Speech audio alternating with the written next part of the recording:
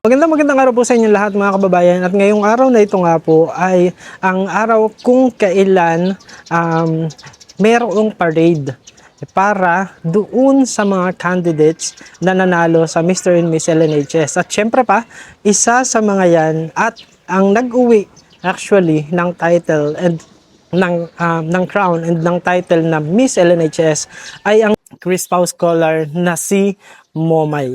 Kaya naman ngayong araw pong ito ay pupuntahan ko si Momay pagkatapos noong parade na ginawa para sa kanila, at nang sa ganun ay makausap natin at kahit papaano ay makumusta. At ganun din, meron po kasing ipinagpibigay si Tita from Andorra kay Momay. Gaya po noong promise niya, yan po ay ibibigay natin sa kanya ngayon. Kaya tara po at samahan niyo po ako ngayong araw.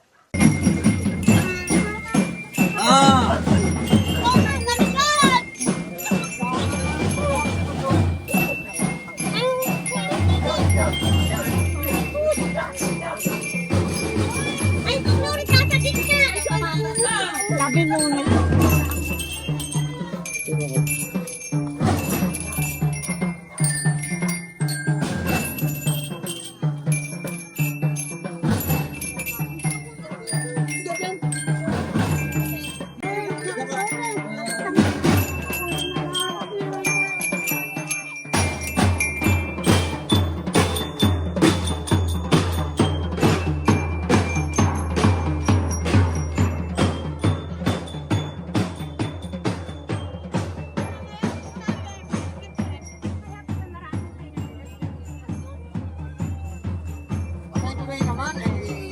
Momay.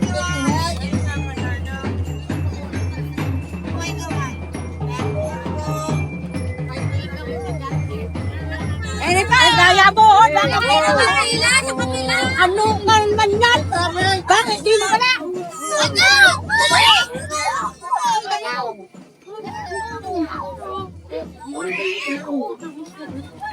Ayaw pa.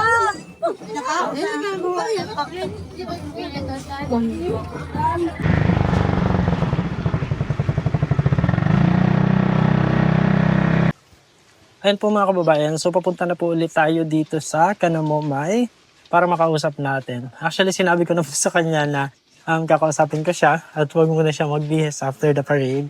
So, ayan. Hello, Momay. Kamusta?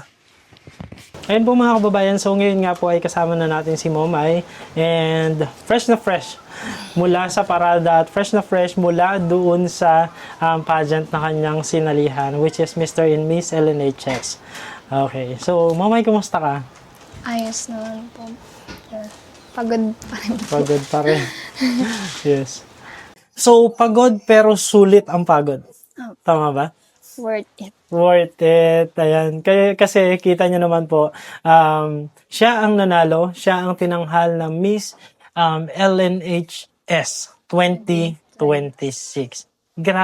Grabe yung performance simula hanggang doon sa dulo. Doon pa lang sa first part na kung saan yung sa school uniform, Production po. Sa production, sa school uniform, which is si Momay po ang nanalo sa school uniform, tama ba? Tsaka po production. Saka sa production. Grabe. Ipapakita ko po sa inyo mga kababayan yung mga actual video clips nung pageant para nang sa ganun po ay makita ninyo yung buong performance ni Momay dun sa pageant na naganap. Okay. So, pag-usapan natin yung pagpunta ninyo dun sa Looc. Kasi yung pinangyarihan po, yung venue po kasi ng pageant is Tawid Isla po yun. Hindi po yun dito sa isla namin. Doon po yun sa isla kung saan naroroon yung main campus ng Looc National High School. So, nung araw na papunta na kayo ng Looc, masasabi mo ba na 100% na ready ka na talaga para dun sa competition? Actually po, mga 80-20 po. 80% ready, 20% hindi. Kasi po,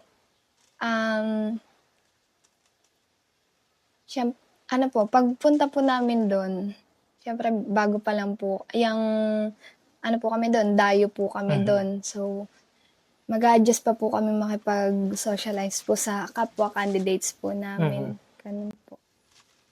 Kaya po, may 20% pa rin pong hindi ready. Hindi ready. Pero after ilang days naman pong nakasalamuhan yung mga candidates, yun po, naging ready na rin naman po. 100%. Kumusta yung experience mo with your fellow candidates? Maganda naman po. Ayos po. Kasi po, yung mga taga doon po, halos nakaklose na po namin. As in, parehas po namin sinishare yung bawat isa po. Ganun.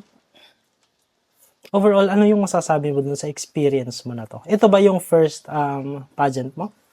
Hindi po. Hindi naman. Kailan yung last na pageant mo? Last year po, foundation naman po dito sa Talaw-Taw.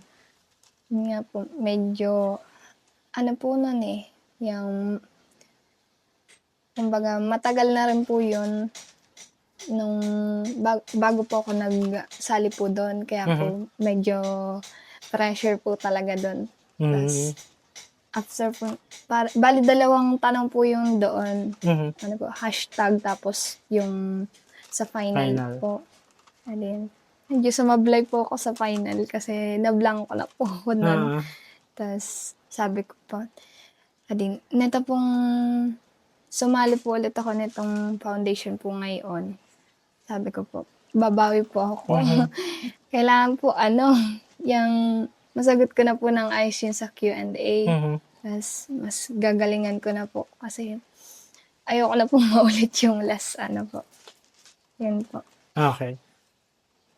So, ibig sabihin, nung nakaraan po kasing pageant, yung previous pageant, hindi si Moma yung nag-title, pero pinramis niya sa kanyang sarili na babawi siya. At ito, bawing-bawi naman, kasi ngayon nga, you have the title as the Miss LNHS 2026, and you, of course, have the crown. So, congratulations. Sobrang congratulations. Thank you po. Yes, kasi matatandaan niyo po mga kababayan, nung last na punta din po natin dito, ay nabanggit na rin ni Momay yung kanyang pagsali at sinasabi niya nga na tinitrain sila ni Sir Gary para dun sa competition. So, dun sa nakaraang competition na yon at ngayon nga na nanalo ka na, para kanino yung pagkapanalo?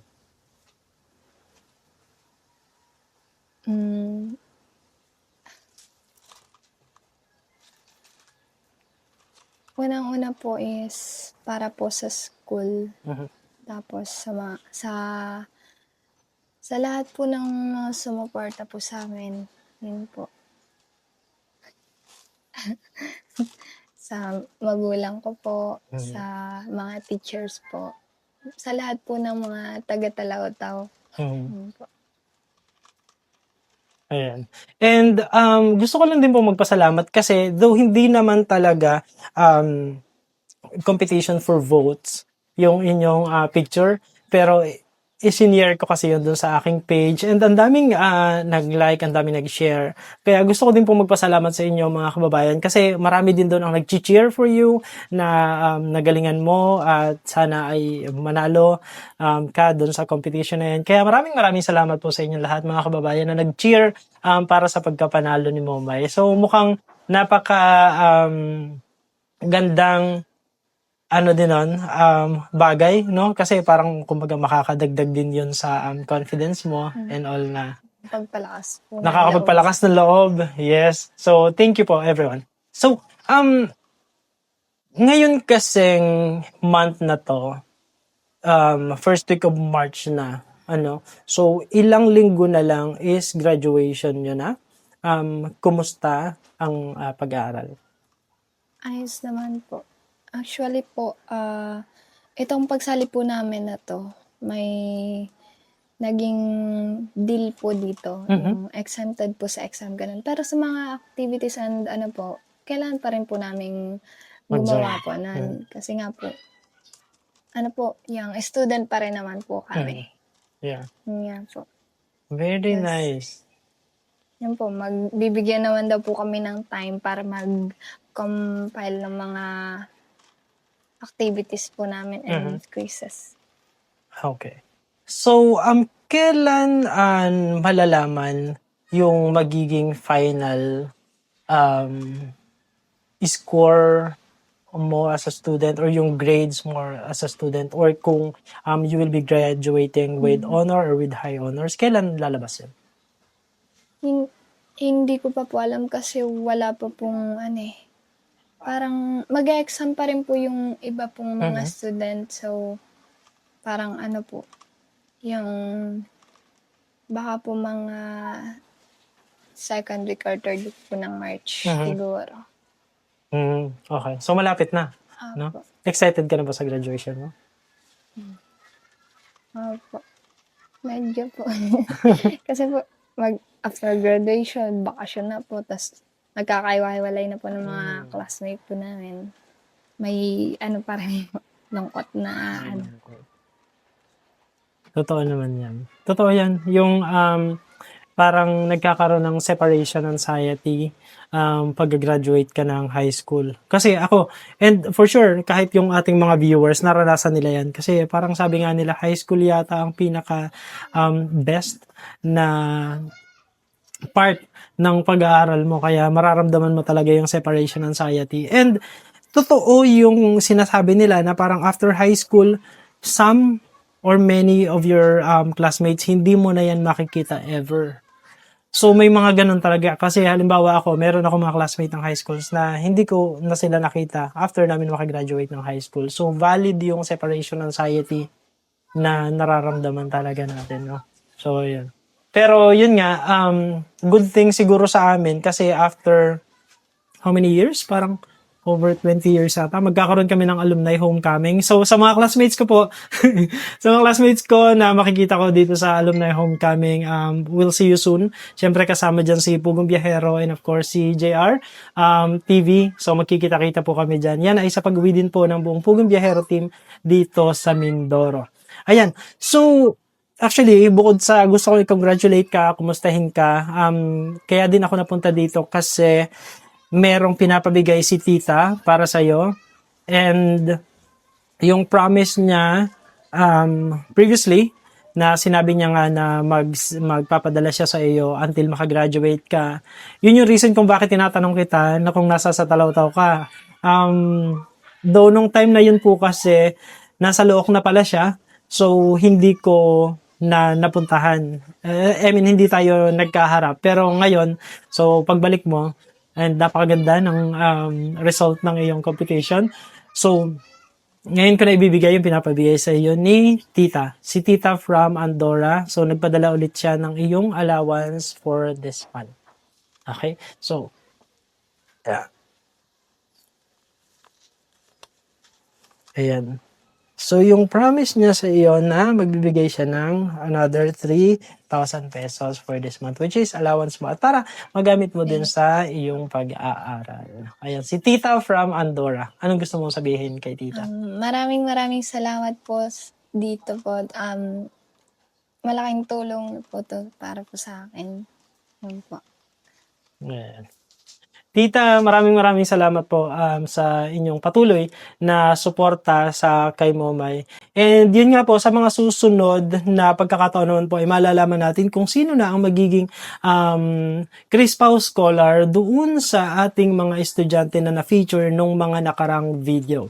So, antabayanan niyo po yan mga kababayan kasi yan ay isang bagay na talaga namang exciting para sa ating lahat and hindi po natin alam kung ano yung pwedeng maging twist doon sa paghahanap natin ng Chris Pao Scholar. Kaya naman abangan po ninyo yan.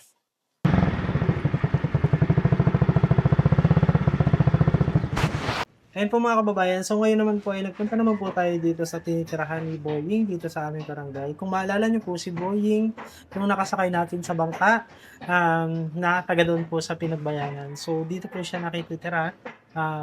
Ang kanya pong tinitirahan ay isang teacher ng daycare at ang barangay captain ng aming barangay. Napakaswerte po nitong si Boying kasi mababait po yung kanyang tinitirahan. At ngayon nga po ay dinalaw natin siya dahil meron din po tayong ibibigay para sa kanya. So, Boying, kumusta ka? Oy, ayos lang po. Ayos lang. Sigurado ka? Matipid sa ngiti itong si Boying. O malapit na ang graduation niya, no? Ilang linggo na lang. Kumusta ang pag-aaral mo? Maayos po. Maayos naman. Okay naman ang grades mo? Okay pa din? Opo. Okay. Ano ang plano mo pagka-bakasyon? Ikaw ba ay uuwi muna ng pinagbayanan o dito ka muna? Uuwi po muna. Uuwi ka muna para makasama mo yung mga kapatid mo at yung parents mo? Opo.